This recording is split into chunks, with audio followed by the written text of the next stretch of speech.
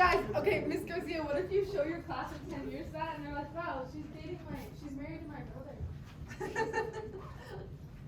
Or wait, what if my kid is in your class? Oh, please don't. That's too far in the future.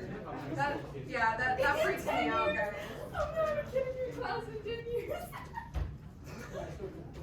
You guys start now. Yeah, my kid's gonna be so smart. They're gonna be in your class at 10 years old. She's like, no comment. You know what makes me sad is when I introduce myself at the beginning of the school year and I tell everyone, oh yeah, I graduated in 2003, and they're like, oh, I was born in 2005, and I'm like, I was born in 2006.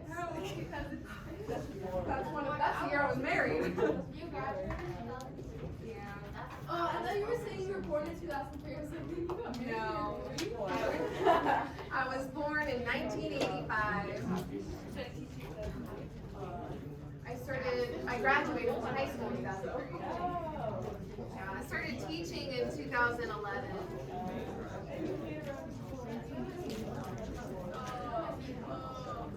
Crazy. All right. So guys, just like the review, remember that review worksheet after your Unit 4 test, the solving right triangles?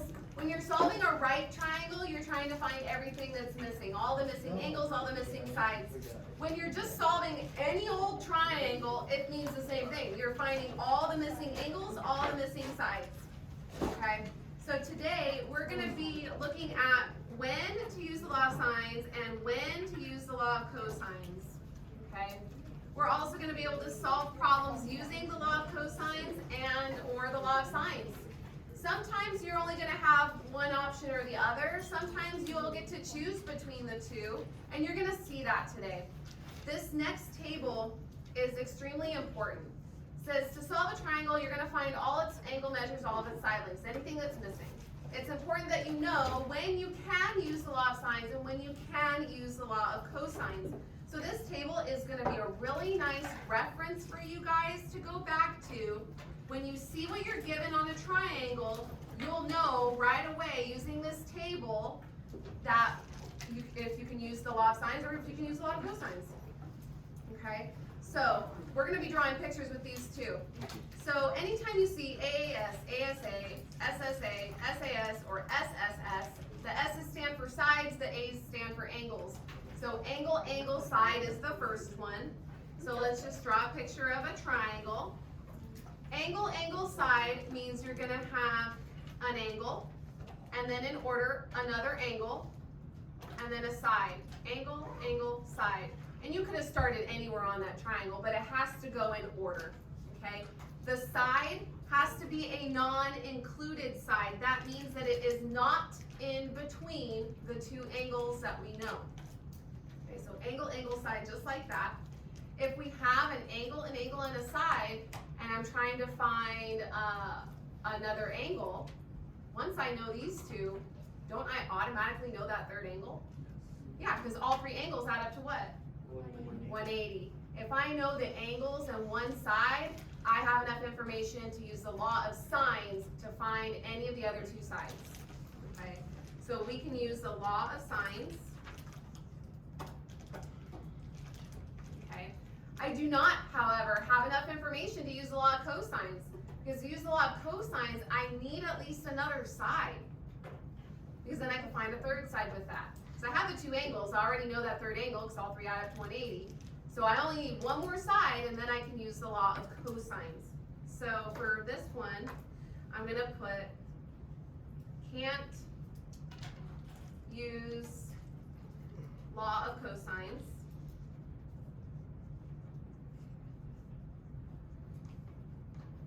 Need one more side. I like having the reason why I can't use another method so that I know for the future. That way I don't have to overthink it. The thinking's already being done right now, so we just have it ready to go when we need it. And it's a reference table. You refer back to it as needed. For the next one, angle, side angle, let's draw a picture of another triangle.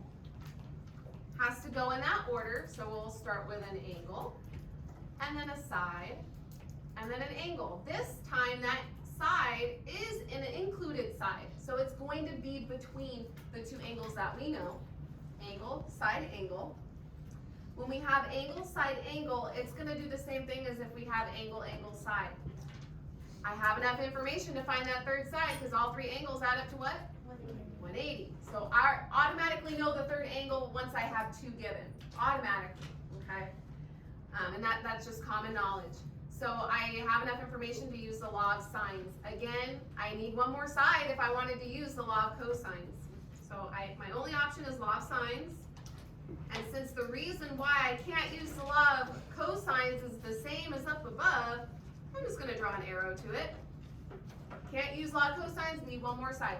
Still reason. It's the same reason.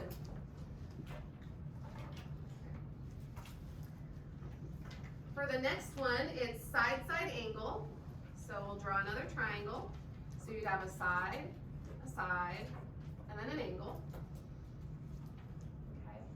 So the lengths of two sides and the angle opposite one of the sides is known. So I have an angle and a side that they're opposite from, and then that second side. Okay, when we have SSA, side-side angle, I have enough to use the law of sines because I can have sine of this angle over its side equals the sine of this angle, bless you, over that side. So I can find this second angle right here, this bottom left-hand corner angle, by using the law of sines, and then I have enough to find the rest of the triangle. Okay, so again, this one is law of sines.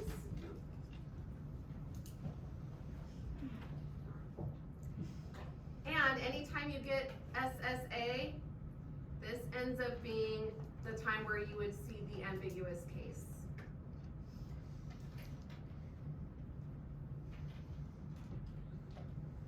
Anytime you have to start off a triangle with finding its side to find everything else, that's where, and you have to use law of sines, that's going to be the ambiguous case. And this happens to happen when you have a side, and angle given.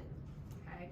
So when you have that, that means that you have two options for the other two angles, an acute angle and an obtuse angle for each of those remaining two angles there. Okay. And we learned that on Friday.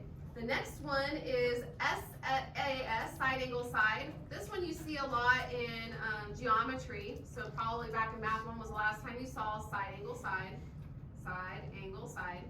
So we have an included angle in between the two sides. Okay, we use this a lot when we're trying to tell if two triangles are similar or congruent. Okay, with this one, I only have one angle, and I don't know its opposite side. So since I don't know its opposite side, I cannot use the law of sines here because I don't have any other angles. I need another angle in order to use the law of sines, but I can use the law of cosines because I could go c squared equals a squared plus b squared minus 2ab cosine of whatever that angle is, and I can find that third side. And then once I find the third side, I can use that information to find the other two angles. Okay, so this one has to be law of cosines. Okay. And the reason why we can't use the law of sines, can't use law of sines,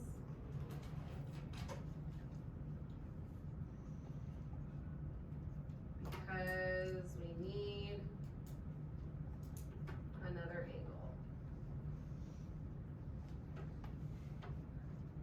Can't use law of sines because we need another angle. Sorry, my handwriting is sloppy. My hand doesn't want to move today. I'm feeling the old today, guys. I'm feeling the old. I'm going to be 37 soon. It's scary. Oh, you're young. Well, thank you. You're like 50. I'm really sore today, so I'm feeling my age right now. So, but anyways, side, side, side. And we talked about this in the warm-up today. Anytime you have all three sides and that's it, no angles, you have to use which law? Law of cosines. So hopefully you guys are seeing the pattern. And the reason why we can't use the law of sines is because we need at least an angle. If we have three sides and another angle, we can use the law of sines. But if we just have three sides, we can't use law of sines. It has to be law of cosines. Yeah. So basically, law of sines is heavy with the angles. It's all about the angles. Law of cosines is more so about the sides. Yeah, you do need angles, but you mostly need more of a side. Okay? So for law of sines, we need like at least a pair of like these things, and then if we don't have a pair of them. Yeah, pretty much. Yeah. Or if you have side angle side, because this has a pair of sides, but because of the way it is, that's law of cosines. So it literally depends. But this table, guys, it's going to be really good for you to refer back to. You see a problem, you're told to solve it. You're like, okay, how am I going to do this? Look at what you're given. Which one of these triangles basically do you have? And then that's going to be the method that you need to start with. Okay? All right, so number 2, fire spotters at stations located at B and C notice fire at location A. We're going to solve the triangle. So here are our new instructions. We're not just told to find a side. We're told to solve the dang thing. So we have to find everything that is missing in this triangle. So part A starts with, well, what do we know? What information did they give us? Well, which one of these should I write down? Side angle side. I got side angle side there. We've got the sis. Yes, we have the measure of angle C is 98 degrees. We have side AC is 15, and we have side BC is 12. So we have side angle side there. So I'm going to need to start with what law?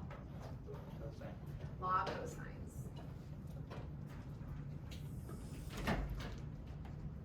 Yeah. So we're going to use the law of cosines. Now, when we use the law of cosines, we're either trying to find a side or an angle. Well, the only angle or only side that I have that's opposite an angle is side C right there. So we're going to have to find that side first and then proceed from there to find the angles. So part C says to draw a flow chart to plan a solution pathway for the problem. So we're going to come up with a plan of attack. And a flow chart in math, it's similar to how you see a flow chart like in English. It's just these are your basic math steps to go from one part to the next to solve the problem. Okay, so when we start a flow chart, we usually have a start, or at least this is how I do it. Okay, and you're gonna have arrows and little bubbles that lead you from step to step. So we already know our start.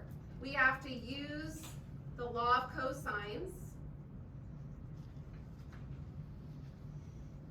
to find side AB. And I'm gonna put a bubble around that, or a little box around it, because it's a chart, it's supposed to be a flow chart, okay? And then we have to show our arrow to the next one. So I'm gonna go to the end of my statement and draw an arrow down to the next part. After we use the law of cosines to find side AB, let's pretend we know what C is. We know side AB now. So that means we have all 3 sides. Now I can find an angle. And I have a choice. I have too much information basically at this point. I have enough information to use the law of cosines, but I also will have enough information to use the law of sines. Which one is quicker to use? Law of sines, hands down, yes. So, but you have a choice. If you like law of cosines better, then use law of cosines if you have the choice, right? So you could go either way, but we want to be efficient. So the next step is going to be to use the law of sines. But like I said, if you prefer law of cosines, then you go for it. And it doesn't matter which angle you solve for. You can find angle A or angle B. It don't matter. I'm going to find the measure of angle A just because it's the first letter of the alphabet for our little flow chart here. And then once we find the measure of angle A, well, we have 2 out of the 3 angles. I don't have to use any trig to find that third angle. What do all 3 angles of any triangle add up to? 180. So then using my flow chart, because it flows, it has a path, the next step will be subtract both angles, bless you, from 180 to find the measure of angle B. And then once you've done that, you have found all the missing things of this triangle So then you get to stop. You've made it to the end. So here's our flow map, our flow chart, okay, with the steps. It's like saying step 1, do this, step 2, do that. It's like the same thing as that, it's just a different way, okay? You'll see different types of flow maps, flow charts, thinking maps, all that, those kinds of things like on your state test. So juniors, it's coming up, April. It's coming, it's coming. Go ahead and turn the page. Now let's actually solve it. I think that's what's next. Letter D, did our plan include using law of sines, law of cosines, or both? It used both. Yeah, and we don't need to explain. Our flow map explains it, and I explained why we had to use law of cosines first, why we have to use law of sines, or we could have picked to use law of cosines again if we wanted to. Now part E, we're going to actually solve the triangle. We're going to round all the side measures to the nearest tenth, so that's 1 decimal place, and all the angle measures to the nearest degree, okay, so to the nearest whole number. So for part E up here, I'm just going to draw the triangle so that I don't have to keep flipping back and forth. It went A, B, C like so, right? Oh, where's my picture? Yeah. And AC was 15 kilometers, BC was 12 kilometers, and they gave us angle C was 98 degrees, okay? So remember what we're trying to find.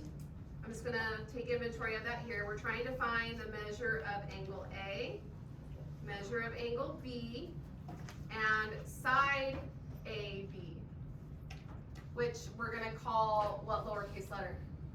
C. Right. Okay. For now, it's just gonna be lowercase c because I don't like to deal with the double letter thing, and it's proper to do that. Okay.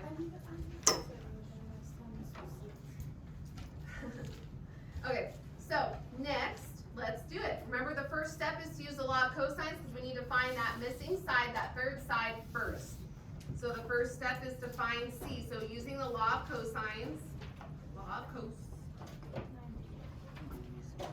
I need to start with the side I'm trying to find. It's C, so C squared is equal to each of the other 2 sides squared. Does it matter which side I start with? Nope. So I'm just going to start with the 15, so I'm going to go left to right. 15 squared plus 12 squared minus 2 times each of those. So 15, 12, and then the cosine of the only angle that was given is 98 degrees. You know, there's a really nice band. Huh? I've been using it all day. But 98 degrees reminds me of this band that I used to like. It was a boy band back in the day. 98 degrees. You should look them up. They're pretty cool. Just go see Nick the and Shay. Are they like One Direction? No better. No better. They're better. Yeah, I grew up in the era of Backstreet Boys, NSYNC, 98 degrees, all of those. Do you have any little kids? Huh? Do you have any little kids? I have 2 kids. Yeah, but like little. How old are they? 13 and 8. Oh, they're little. I guess it depends on what definition of little you're looking at. All right. 8 is little. 8 is little, okay. 15 squared plus 12 squared is what I'm going to do next. 5 is 6. I like typing that in all at once. I get 369 minus 2 times 15 times 12. It should be close to 369. 360, it is close. It should be. So if yours ends up being way off, you should double check it because those numbers should be close. Wait, what's 12 squared? 144. 15 squared. Oh, you already added the. Yeah, what I did in my calculator, 15 squared plus 12 squared, I just did it all at once. Because it's easy that way. Yeah. Okay, so now I cleaned up everything I can clean up on the right of the equal sign. So now I gotta solve for C, but how do I undo a square? Square root it, right. Now, there's different ways that you can do that. You can figure out what the blue number is and then type it into the square root, depending on the calculator that you have. That's why I really, really love this one, because I could just type it in all at once. Wait, Miss Garcia, why don't you minus the 369 first? Oh, yeah. I'm trying to solve for C, so it needs to stay over here. If I had the C and I was solving for an angle, then I would subtract the 369. Alright, so minus 360 cosine of 98, parentheses, parentheses. 20 point to the nearest tenth, what would it be? 20.5. So C is approximately 20.5. So that means side AB is 20.5. Alright, I found one of the three things. So now we know C is 20.5, so I'm going to add that to my picture because we're going to need to use it still. I need to find angle A or angle B. It doesn't matter which one. Which angle do you guys want to find first? Angle A. Okay, sure. We'll follow what we said in our flow map. So now, since we're going to find angle A, I'm going to mark it so that I know, okay, I'm going off of that angle. That's what I'm trying to find. And we said we were going to use which law? Sines. But we could use the law of cosines here. So, yes, let's use the law of sines. It is simpler as far as the work goes. There's less work to do when you can use law of sines. So I'm trying to find angle A, so sine of angle A over what should go in its denominator? 12 is equal to, the only other angle I know is C, so I have to use that one, sine of 98. And what goes in that denominator? 20.5. We just found that. Okay, and then we can do what? Right. So we'll have 20.5 sine A equals 12 sine 98. Now we're solving for an angle this time, so we need to isolate the sine of A. So how do I get rid of that 20.5? Divide it. Yes, and then we're going to have to inverse the sine. So A is going to equal sine inverse of that whole thing, 12 sine 98 over 20.5. Now, if you have a calculator like mine and you're going to type it all in one whack, you need to make sure to put parentheses around that numerator, okay?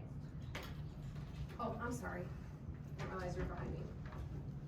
Okay, so here we go. I'm going to use this calculator because it's nicer to type it in. Sine inverse of, I need parentheses because I just preached that we need to put parentheses around that numerator.